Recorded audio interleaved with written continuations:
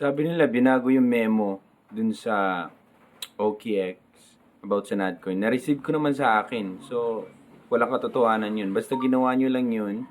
Kinuha nyo yung address, tapos yung comment or yung memo, inilagay nyo, goods, marireceive nyo. Eto, na-receive ko na, ipakita ko sa inyo.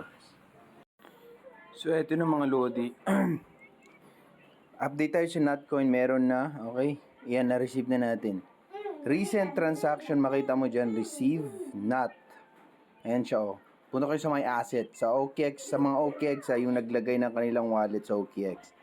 Basta finalo lang yung sinabi ko, ayan na siya, oh.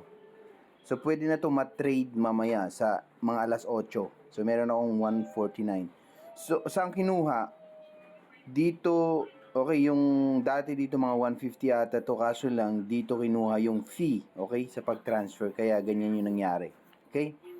Nabawasan kasi kinaltasan ng fee mga Lodi. Ayan o siya, not. Yan yung asset. Okay? Asset. Ayun. 2 hours na lang, pwede na matrade to mga Lodi. So, pag i-check nyo, okay, asset, punta kayo sa asset. So, ayan. Punta kayo sa asset, makita mo receive.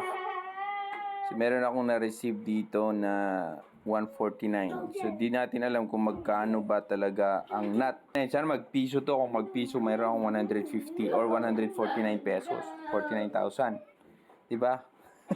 Kung hindi magpiso, okay lang. Walang problema sa akin. Mga 50,000, 80,000, okay na yun sa akin. Okay?